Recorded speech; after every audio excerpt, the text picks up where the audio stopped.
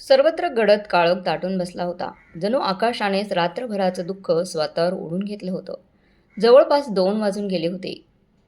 संपूर्ण अपार्टमेंटवर मृत शांततेचं गूढ आच्छादन पसरलं होतं. भिंती देखील निशब्द झाल्यासारख्या, परंतु लक्ष्मीताईंच्या डोळ्यांना मात्र झोपेचं नावही नव्हतं. खोलीत लावलेल्या छोट्याशा झिरो बल्बच्या पिवळसर, उदास प्रकाशात त्यांचा चेहरा आणखीनच थकलेला, विरलेला दिसत होता. खिडकीतून येणाऱ्या थंड वाऱ्याच्या झुळकीने त्यांना कधीच सुख दिलं नव्हतं आणि आज तर त्या प्रत्येक झुळकीसोबत हॉलमधील कुजबूज सरळ त्यांच्या कानात उतरून त्यांना अधिकच अस्वस्थ करत होती. हॉलमधून सुशांत आणि मनीषाच्या शब्दांची अस्पष्ट कुजबूज सरसर येत होती. पण त्या प्रत्येक वाक्यात दडलेला कडूपणा मात्र अगदी स्पष्ट. हेच ते नवीन अपार्टमेंट, ज्यासाठी लक्ष्मीबाईंनी आयुष्यभर काटकसर केली होती.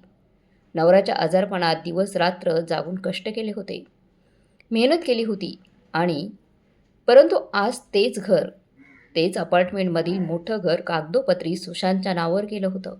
आणि मनीषा, तिच्या चेहऱ्यावर दिसणारा कायमचा गर्व म्हणजे हे घर माझंच, असा एक न शब्दांचा गरजता कालहाल. लक्ष्मीताईंना मात्र त्या घरात स्वतःसाठी जागा उरली नव्हती. जणू त्या त्यांच्या स्वतःच्याच घरात एक छुप्या भाडोकरूप्रमाणे राहत होत्या. श्वासांनाही जागा कमी पडत होती. पण आज आज त्या कुजबुजीचा आवाज वेगळाच होता. त्यांच्या स्वरात काहीतरी विचित्र उत्तेजना, शब्दामध्ये लपलेली एक धारदार तिरीप आणि त्या तिरपेत मिसळलेला स्वार्थाचा कडवटपणा. नाकात घुसणारा गंध, जणू एखादा योजनाबद्ध थंडगार डावपेचाचं अंधारातील गुप्त अधिवेशन तिथे सुरू होतं. आणि त्या प्रत्येक शब्दाने लक्ष्मीताईंच्या हृदयाला टोचलं. हृदयाचे तुकडे तुकडे होत होते. हॉलमध्ये ठेवलेल्या पाण्याचा ग्लासचा आवाजही आज त्यांना भीतीदायक वाटत होता. हा फक्त ग्लासचाच आवाज आहे का, की त्यांच्या आयुष्याचे फुटणारे तुकडे? मनीषाच्या हसण्यात आज एक विषारी धार होती आणि सुशांतच्या शांत आवाजात असा परकेपणा होता की जो आईच्या हृदयाला आज पहिल्यांदाच चिरत होता, जाणवत होता. त्या हळूच उशीला मिठी मारून पडल्या, परंतु त्या उशीवर आज आराम नव्हता मिळत त्यांना. फक्त घुसमट आणि एक असहाय्य थरथर. काय चाललंय माझ्या आयुष्यात? हा प्रश्न त्यांच्या मनाच्या भिंतीवर पुन्हा पुन्हा आपटत होता. भीती हळूहळू आकार घेत होती. हे घर, ज्यासाठी आयुष्य झिजवलं, ज्यासाठी मेहनतीचं हाताचं कष्ट करून मिळवलं, त्या घरातून मला बाहेर काढण्याची वेळ आली तर? बाहेरचा काळोख अधिक गडद होत गेला आणि लक्ष्मीताईंच्या मनातल्या शंकेचा काळोख त्याहूनही खोल. त्यांनी कूस बदलली.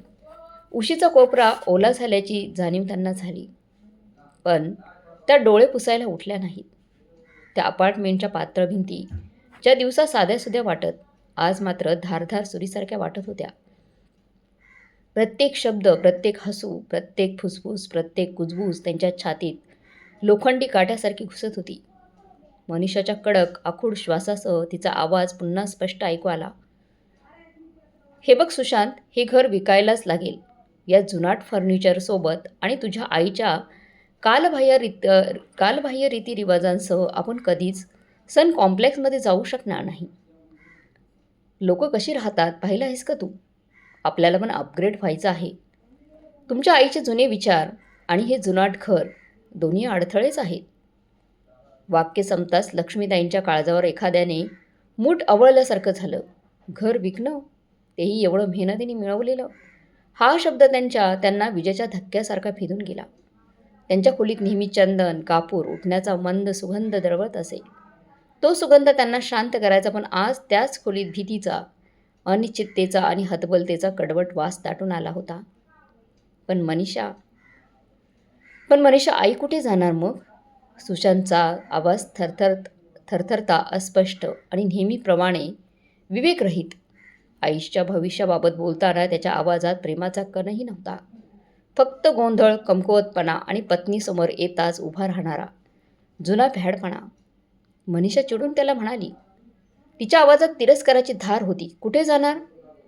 कुठे जाणार म्हणजे त्यांना कुठूनही पैसे येत नाहीत.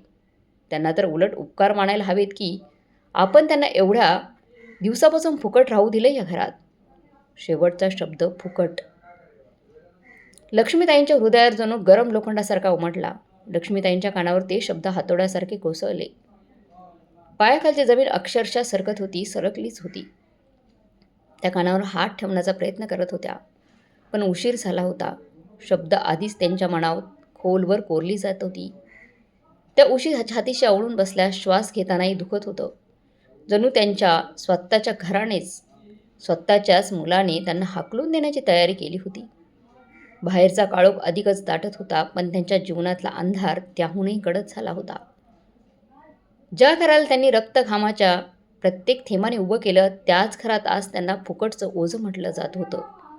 त्याचवेळी मनुष्याच्या कुजबुजीतून एक भेदक शहारे आणणारी स्पष्टता कानावर आली. सुशांत, लक्षात आहे? गेल्या वेळी मी त्यांच्याकडून पॉवर ऑफ अटर्नीवर सही करून घेतली होती, असं सांगून की ते बँकेचे रुटीन कागद आहेत. आज त्याच कागदांचा आपल्याला मोठा उपयोग होणार आहे. आईंना माहीतच नाही त्या सह्यांचा आपण कुठे उपयोग करून घेणार आहोत. तुझी आई इतकी मूर्ख आहे की तिला काहीच कळणार नाही. लक्ष्मीबाईंचं काळीज थरथरू लागलं. हा फक्त अपमान नव्हता, हा एक कट होता, एक नियोजित विश्वासघात. त्यांना जाणवलं त्यांचं संपूर्ण आयुष्य जणू एखाद्या व्यवहारातील शून्य मूल्याची नोंद बनलं होतं. आणि त्या क्षणीच त्यांनी ठरवलं, आता मी कोणाच्याही दयेवर जगणार नाही, आणि फुकटचं ओझं म्हणून तर कधीच नाही. दुसऱ्या दिवशी सकाळच्या प्रकाशात त्यांनी रात्रीच्या वेदनेला चेहऱ्यावर येऊ दिलं नाही. स्वयंपाकघरात गरम चहाचा, पोह्यांचा मोहक सुगंध पसरला होता. तो सुगंध ज्यात आईचं ममत्व जडलेलं होतं. मनीषा आज काहीतरी वेगळ्याच आनंदात होती. तिच्या चेहऱ्यावर एक दिखाऊ चमक, चालण्यात दिसणारा आत्मविश्वास, जणू घर तिच्या मनाप्रमाणे चालत असल्याचा गर्व तिच्यामध्ये दिसत होता. ती नाश्त्याच्या टेबलावर आली आणि चहाचा कप टेबलावर असा आपटला की आवाज संपूर्ण घरभर घणाणला. तो आवाज फक्त कपाचा नव्हता, तो होता लक्ष्मीताईंवर रोज टाकला जाणारा अपमानाचा ठोसा. आई, ती जवळजवळ खेकसतच म्हणाली, आई, किती वेळा सांगितलं आहे, हे शोपीस नाही. तुमच्या वस्तू इथे तिथे पडलेल्या असतात. कृपा करून त्या मूर्ती व्यवस्थित ठेवा. लक्ष्मीताईंनी शांतपणे मान खाली घातली. त्यांच्या हातात अजूनही ती पितळेची मूर्ती होती, जी कधी घराचं सौंदर्य वाढवायची आणि आता मनीषाच्या मते मॉडर्न थीम बिघडवणारा कचरा. मनीषाच्या तुच्छतेची नजर टाकत तोंड वाकडं केलं तिने, जणू त्या मूर्तींनीच तिच्या हायफाय जगण्याला कलंक लावला होता. लक्ष्मीताईंचा हात थररला. पितळाच्या त्या थंड स्पर्शाने घरातील नाती आणि आठवणी जिवंत झाल्या. परंतु बाहेरून त्या शांत, समर्पित, त्या हलक्या आवाजात म्हणाल्या, ठीक आहे बाळा, ठेवते व्यवस्थित. पण त्या आवाजातली नम्रता नव्हती. ती होती दाबलेली वेदना, न बोललेलं दुःख आणि मनात हळूहळू पेट घेणारी आग. आज मनीषाचा गर्व शिखरावर पोचला होता, पण लक्ष्मीताईंच्या मनातला आत्मसन्मान आज पहिल्यांदाच शांतपणे पण ठामपणे जागा होत होता. सुशांत दरवाजातून जाताना नेहमीच सपक सुरात म्हणाला, आई, आज आराध्याला शाळेतून तूच घेऊन ये. मनीषाला ऑफिसवरून यायला उशीर होणार आहे. जणू हा आदेश नव्हता, तर त्यांच्या आयुष्याचा उरलेला एकमेव अर्थ. हेच त्यांचं रोजचं जीवन झालं होतं. सर्वांची सेवा, घरातली कामं, सर्वांचा मूड सांभाळणं. आणि त्याच्या बदल्यात काय मिळत होतं त्यांना? टोमणे, कटू शब्द आणि सुशांतची ती गूढ भयान शांतता, जी मनीषाच्या शब्दांना न बोलता पाठिंबा देत होती. दुपारचा निसर्गंध शांततेची वेळ होती. घरात इतकी शांतता पसरली होती की फक्त पंख्यांचा थकलेला घरघर करणारा आवाजच कानावर पडत होता. लक्ष्मीताईंनी हळूच खोलीचा दरवाजा आतून बंद केला. पहिल्यांदाच एखाद्या गुन्हेगारासारख्या कुणालाही न कळता त्या पलंगाखालून गंज धरलेली छोटीशी लोखंडी पेटी बाहेर काढली. त्या पेटीचा थंड, कठोर, कुरूप स्पर्श जणू त्यांच्या आयुष्याच्या जुना जखमा पुन्हा ओरबडत होता. पेटी उघडताच घराच्या तुपाचा आणि हळदीचा हलकासा गंध हवेत पसरला. तो गंध त्यांच्या स्वतःच्या अस्तित्वाची, त्यांच्या जगण्याची ओळख पुन्हा जागा करत होता. कपड्यांच्या एका गुंडाळीत काळजीपूर्वक ठेवलेला पिवळसर पडलेला कागद, नोंदणीपत्र.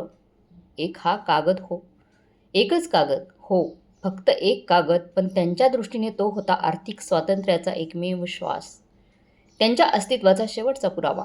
कितीतरी वर्षांपूर्वी गावाच्या सीमेवरील छोट्याशा प्लॉटमध्ये त्यांनी घाम गाळून जमा केलेल्या पैशांची गुंतवणूक, जिचं व्यवस्थापन डेव्हलपर आकाश पाटील करत होते. कागदावरची झूळ झटकताना त्यांच्या बोटांना त्या नावाला स्पर्श केला आणि त्यांच्या डोळ्यात एक अनादर जळजळ उठली. ही जळजळ दुःखाची नव्हती. ही जळजळ होती जागृत होणाऱ्या आत्मसन्मानाची. मनीषाला वाटत होतं लक्ष्मीताईंकडे कुठे पैसे आहेत, कुठे पर्याय आहेत, कुठे जाणार त्या या वृद्धापकाळात. तिला वाटायचं ती त्यांना फुकट सांभाळते. कदाचित तिच्यासाठी हे घर आणि ती बाई म्हणजे दोन्ही ओझंच होतं. पण लक्ष्मीताईंनी साडीच्या पदरामध्ये तो कागद, ती गुंतवणूक, त्यांची छोटीतली छोटी इज्जत सगळं घट्ट गुंडाळून घेतलं आणि त्या क्षणी त्यांनी स्वतःलाच एक निर्णायक उत्तर दिलं. त्यांचं पुढचं पाऊल ना एखाद्या देवळाकडे, ना वृद्धाश्रमाच्या सावलीकडे. त्यांचं पुढचं पाऊल होतं स्वतःच्या आत्मसन्मानाच्या पुनर्स्थापनेकडे, स्वतःच्या जागेच्या, स्वतःच्या हक्काच्या, स्वतःच्या भविष्याच्या दिशेने. आज त्या फक्त लक्ष्मीताई नव्हत्या, त्या पुन्हा लक्ष्मीबाई म्हणत होत्या. संध्याकाळी 4 वाजता आराध्याची शाळेची बस येण्याची वेळ होत होती. लक्ष्मीताईने एक साधा कागद काढला आणि पेन हातात घेतला.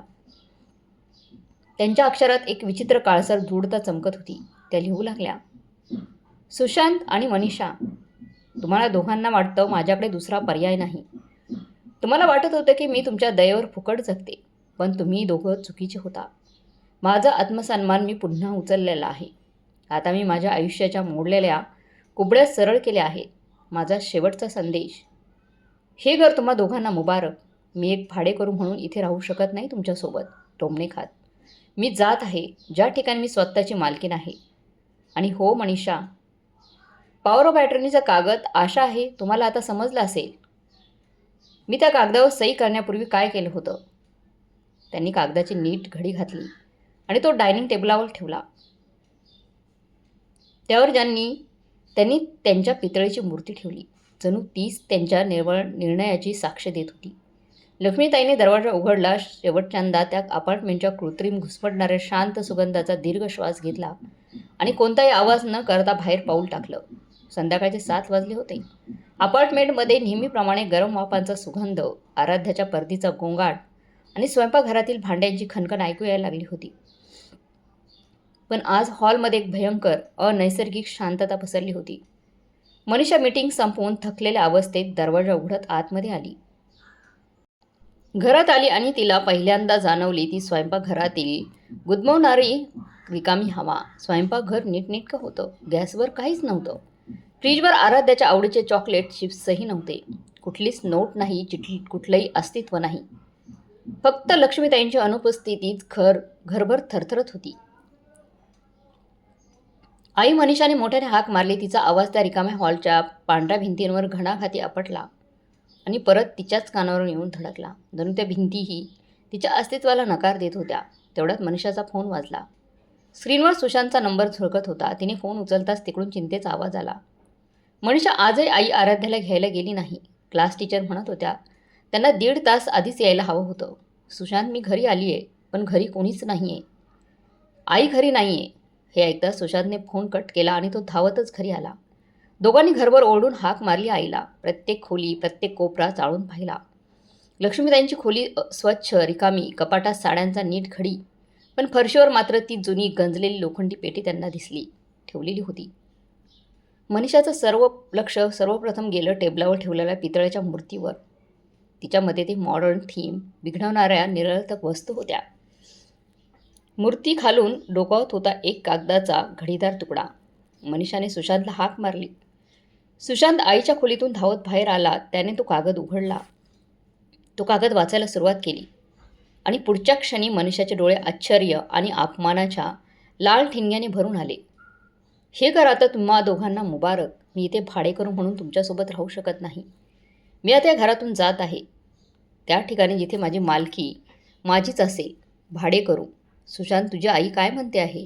मनीषाने कागद सुशांतच्या हातातून हिसकावला. तिच्या आवाजात भीती नव्हती, तर स्वतःच्या अहंकाराला लागलेली ठिणगी होती. ती संतापून ओरडली, तुझी आई स्वतःला काय समजते? काय समजते स्वतःला? आपण तिच्या मागे फिरू? तिला माहीत नाही का या शहरात तिच्याजवळ जाण्यासाठी दुसरी कुठलीही जागा नाही. हा सगळा भावनांचा स्वस्त ड्रामा आहे. रागाच्या भरात मनीषाने टेबलावरील ती मूर्ती फेकूनच दिली.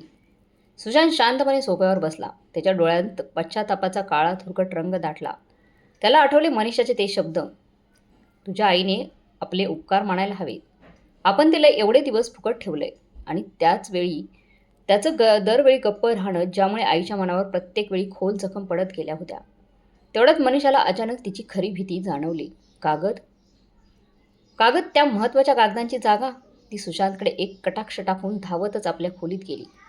कपाट उघडून सगळे कागद फरशीवर फेकत ती घाबरलेल्या आवाजात सुशांतला म्हणाली, किंचाळली, सुशांत, पॉवर ऑफ अटर्नीचे कागद कुठे आहेत? मला कसं माहीत? तूच ठेवले होतेस ना? सुशांतही तिला समजावण्याऐवजी तडक बोलला.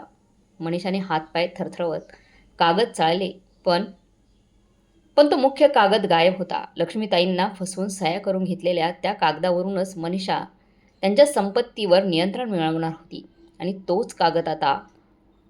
तिला तोच कागद हवा होता. मनीषा धावत हॉलमध्ये आली. लक्ष्मीताईंनी ठेवलेला कागद हातात घेत पुन्हा वाचला.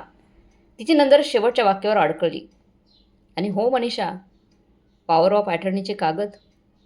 मला खात्री आहे तुम्हाला आत्तापर्यंत कळलं असेल की मी सही करण्याआधी काय केलं होतं. नाही, नाही, असं होऊ शकत नाही. मनीषा सोफ्याचा आधार घेत कोसळली. तोंडावर हात ठेवून मोठ्याने रडू लागली. तिला आठवलं कसं तिने लक्ष्मीताईंना कागद वाचू न देता, कोणत्याही प्रकारचा कागद वाचू न देता साडीचा पदर चेहऱ्यावर ठेवा, प्रकाश जास्त आहे असं सांगून घाईघाईत सह्या करून घेतल्या होत्या. तिला खात्री होती तोच पॉवर ऑफ अटर्नीचा कागद आहे. पण आता तीच खात्री तिच्या छातीत भीतीचे ओझं बनली होती. आईने खरे पेपर बदलले तर? थरथरत्या हाताने तिने वकिलाला फोन लावला. श्वास धाप लागल्यासारखा होत म्हणाली ती, पॉवर ऑफ अटर्नी हे कोणी उलटवू शकतं का? किंवा दुसरा कागद? वकील शांत होत म्हणाले, तुम्ही त्यांच्या स्वाक्षरीची तपासणी केली होती का? जर फसवणूक करून सही घेतली असेल तर दस्तऐवज शून्य ठरतो. पण जर त्यांनी पूर्ण शुद्धीने जाणून बुजून दुसऱ्याच कागदावर स्वाक्षरी केली असेल तर अडचण तुमच्यावर येते. तेवढ्यात मनीषाच्या डोक्यात एक विजेसारखा आठवणीचा तडाखा बसला. तिला आठवलं, ज्या दिवशी तिने लक्ष्मीताईंना कागदावर सही करायला लावली होती तेव्हा तिनेच म्हटलं होतं, साडीचा पदर चेहऱ्यावर ठेवून सही करा, प्रकाश खूप तीव्र आहे, जेणेकरून त्या कागद नीट वाचू शकणार नाही. तो होता मनीषाचाच घोर निष्काळजीपणा.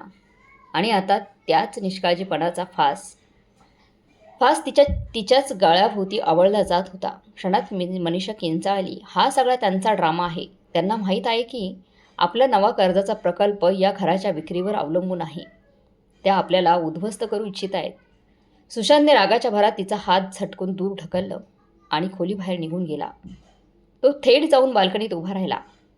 हवेच्या हलक्या झुळकीत त्याला आईने बनवलेल्या चहाचा काल्पनिक सुगंध जाणवला, जो त्याची आई बनवायची. त्याच्या मनातल्या त्या कमकुवत अपराधी भावनांनी भरलेल्या मुलाला अचानक जाग आली, ज्याने आईला एकटं सोडलं होतं, जिचा वेदनांचा आवाज त्याने मुद्दामून ऐकलाच नव्हता, फक्त बायकोचंच ऐकत होता. आणि आता तो त्या पापांचे परिणाम भोगत होता. त्याच्या डोळ्यासमोर झरकन चमकलं. पहिल्यांदा नोकरी लागल्यावर आईने आनंदाने डोळ्यात पाणी आणून त्याला मिठी मारली होती. आज ती आई कुठे होती? त्यांच्या शांततेनेच तिला हे घर सोडावं लागलं होतं. तेवढा सुशांत धावतच घरात आला. त्याने थरथरत्या हाताने फोन उचलला. त्या एकमेव व्यक्तीला फोन करण्यासाठी ज्याच्याकडून काहीतरी आधार मिळेल अशा आशा होती. त्यांच्या गावातले काका. दुसऱ्या टोकाला आवाज आला, सुशांत बाळा बोल, कसा आहे? कसं काय फोन केला? सुशांतचा आवाज कापत होता. काका, आई घर सोडून निघून गेली आहे. ती तुमच्याकडे आली आहे का? प्लीज काका, खरं खरं सांगा, आई तिकडे आली आहे का?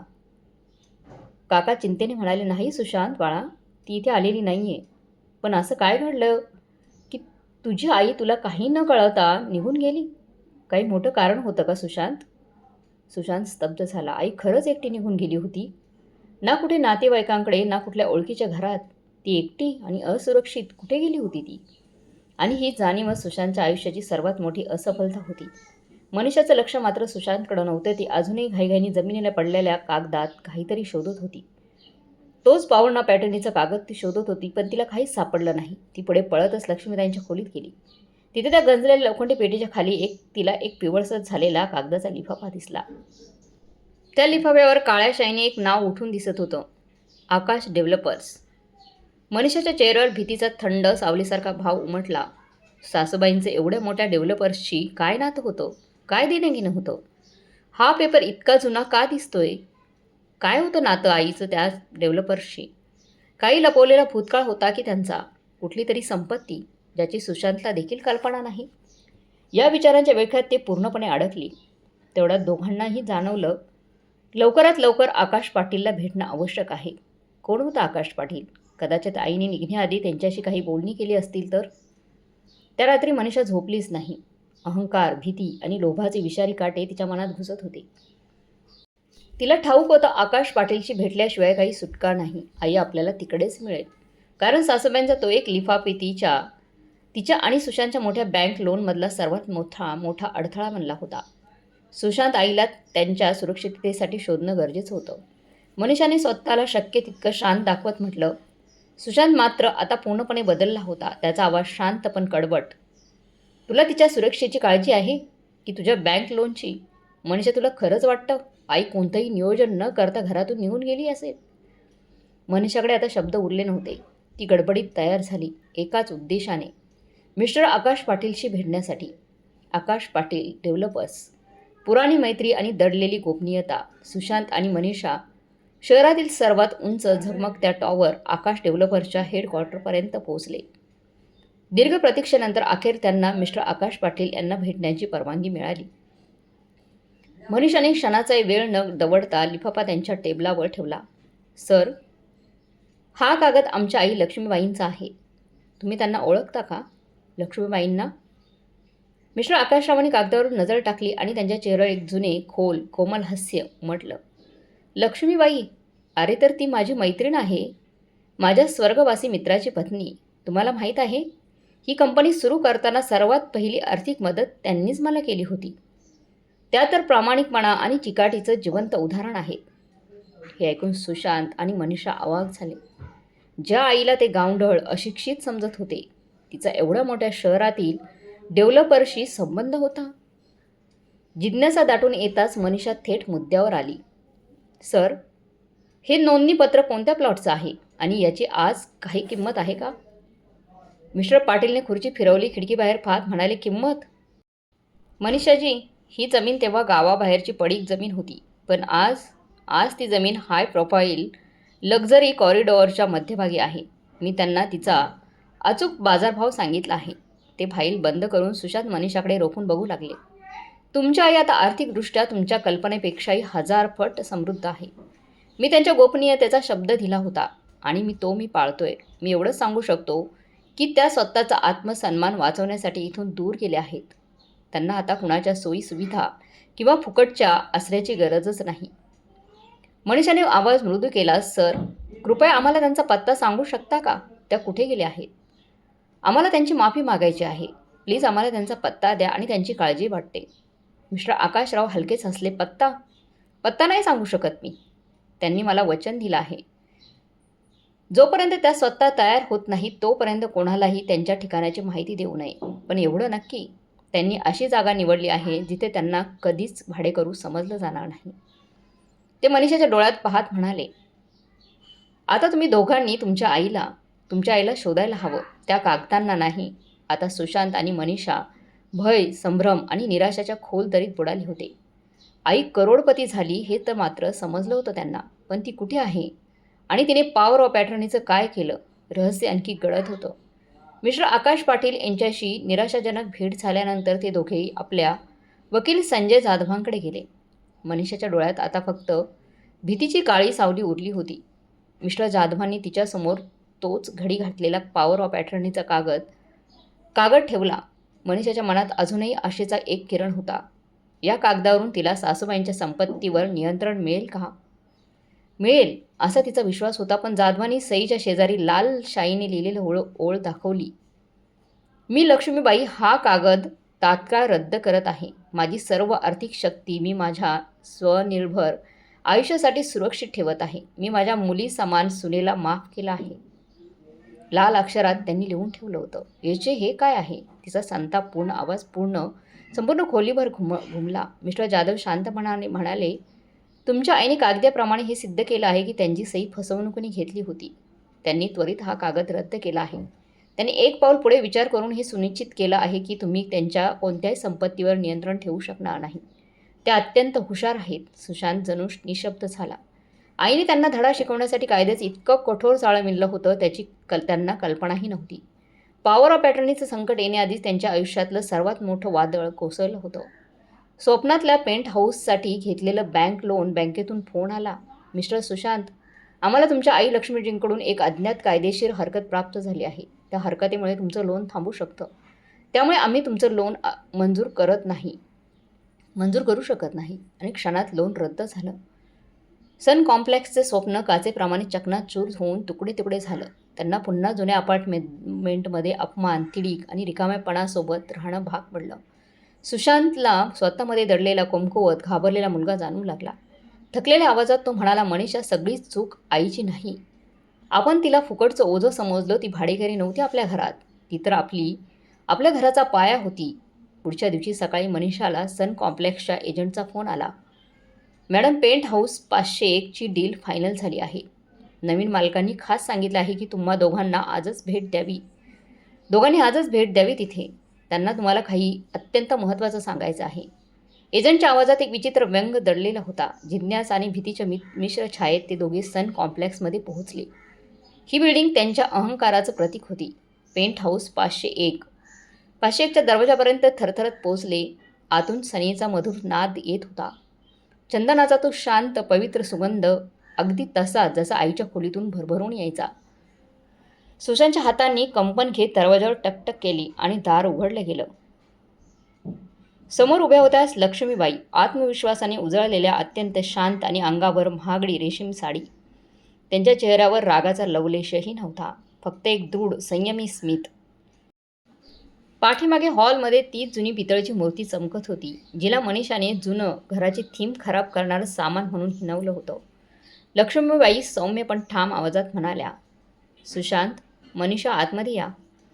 मला माहीत होतं तुम्ही येणारच. मीच तुम्हाला येण्यासाठी जाणून बुजून संधी ठेवली आहे. ते दोघं एकमेकांकडे गोंधळून पाहू लागले. ज्या घरासाठी त्यांनी कर्ज काढलं होतं तेच घर त्यांच्या भाडेकरू आईने रोख रक्कम देऊन विकत घेतलं होतं. आई, तू हे? सुशांतचा आवाज तुटत होता. लक्ष्मीबाईंनी हॉलकडे हात करून सांगितलं, हो, हे माझं घर आहे. हेच ते ठिकाण जिथे तुम्ही तुमचा अहंकार मिरवणार होतात ना. मी हे घर तुझं कर्ज रद्द झाल्यानंतरच खरेदी केलं, जाणून बुजून, जेणेकरून तुला समजेल की तुझी आई किती समृद्ध आहे. आणि तुम्ही दोघांनी मला काय समजलं होतं रे? त्यांनी मनीषाच्या डोळ्यात पाहत पुढे सांगितलं. मनीषा, तू मला भाडेकरू म्हणाली होतीस ना, फुकट खाणारीच म्हणत होतीस ना. आज मी तुझ्यासमोर तुझ्या स्वप्नातल्या घराची मालकीण म्हणून उभी आहे. हे घर मी तुझा अहंकार मोडण्यासाठीच घेतलं आहे. सुशांत आणि मनीषाचा अहंकार चूरचूर झाला होता. त्या भव्य आलिशान पेंट हाऊसमध्ये ते दोघे स्तब्ध उभे राहिले होते. पेंट हाऊस 501चा विशाल हॉल त्यांच्या डोळ्यासमोर भरकटत होता. ज्या घराला ते सामाजिक विजयाचं प्रतीक मानत होते, तेच घर आता त्यांच्या आईच्या आर्थिक सामर्थ्याचा निर्विवाद पुरावा बनला होतं. चारही बाजूनी पसरलेली भव्यता आणि त्यांच्या चेहऱ्यावर उमटलेली लाज आणि धक्क्याची सावली क्षणोक्षणी खोल होत चालली होती. आई, तू आम्हाला बोलवलं होतं. सुशांतचा आवाज अक्षरशः थरथरत होता. लक्ष्मीबाईंनी शांतपणे सोफ्यावर बसत दोघांनाही बसण्याचा इशारा केला. त्यांच्या चेहऱ्यावर रागाचा लवलेशही नव्हता, फक्त एक शांत अढळ संकल्प. हो, मीच बोलवलं आहे तुम्हाला, त्या निर्विकारपणे म्हणाल्या. तुम्हाला वाटत होतं की माझ्याकडे कोणताच विकल्प नाही, की मी तुमच्या दयेवर जगते म्हणूनच तुम्हा दोघांना दाखवण्यासाठी मी तुमचंच स्वप्न खरेदी केलं की एक भाडेकरू ही कधी मालक होऊ शकते. लक्ष्मीताईंनी सरळ मनीषाच्या डोळ्यात नजर रोवली. मनीषा, तू माझ्या आत्मसन्मानाला फुकटचं ओझं म्हटलं होतीस, म्हणूनच तुझा अहंकार मोडण्यासाठी हे घर मी घेतलं आहे. सुशांत आणि मनीषा लाजेने मान खाली घालून बसले होते. मनीषा माफी मागण्याच्या अवस्थेत पुढे सरकली. आई, मला माफ करा. आम्ही आमची चूक सुधारू. परत गेल्यावर आम्ही सगळं व्यवस्थित करू. सुशांतही हात जोडत म्हणाला, हो आई, आम्हाला माफ कर. आपण परत जाऊ त्या घरात. आराध्याला आम्ही सांभाळतो. तू जसं सांगशील तसंच करू. तुला कधीही त्रास देणार नाही. दोघांचं बोलणं शांतपणे ऐकून घेत लक्ष्मीताई हलक्या पण काटेरी हसल्या. सुशांत, कोणतं घर? सुशांत गोंधळला. आई, आपल्या जुन्या अपार्टमेंटचं म्हणतोय. लक्ष्मीताईंनी फोन काढला आणि एक फोटो त्यांच्यासमोर धरला. घर विक्रीच्या अंतिम कागदाचा फोटो. सुशांत, ते घर आता तुझं राहिलेलं नाही आहे. त्या शांत पण अंगावर काटा आणणाऱ्या आवाजात म्हणाल्या. बाळा, मी ते घर विकून टाकलंय. मनीषा आणि सुशांत सिन्न झाले. त्यांच्या पायाखालची जमीन सरकली. यावेळेचा धक्का पैशांचा नव्हता. यावेळेस त्यांच्या डोक्यावरचं छतच निसटून गेलं होतं.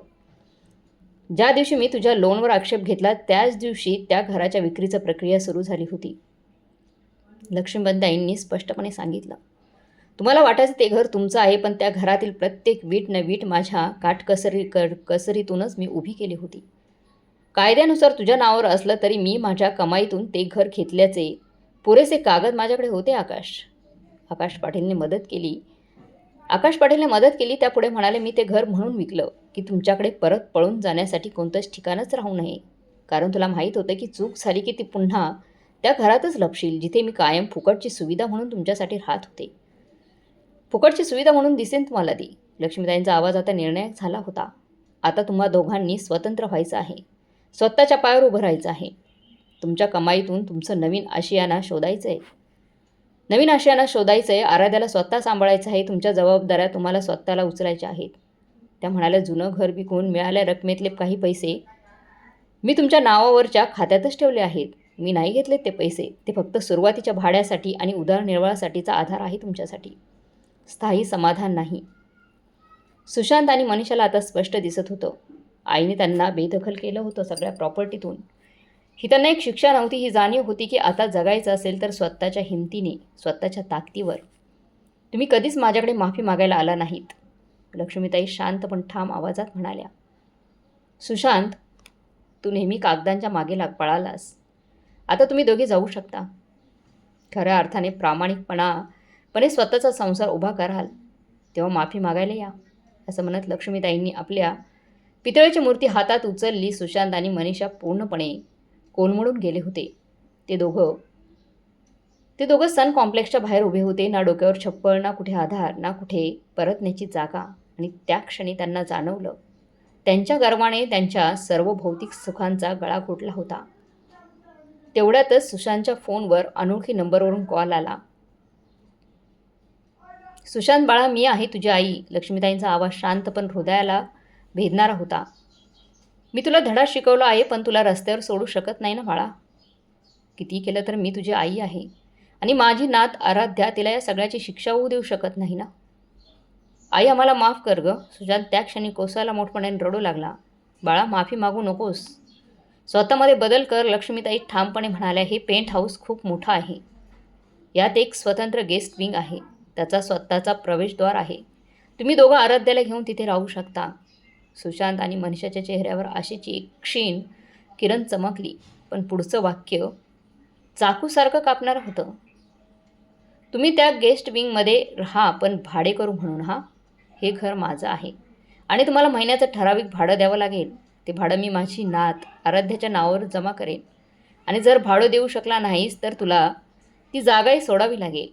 ही अट कठोर, अपमानजनक, पण त्यांच्याजवळ पर्याय नव्हता. त्यांना समजलं, आईने त्यांना आश्रय दिला होता, पण हा आश्रय किंमत घेऊन आला होता.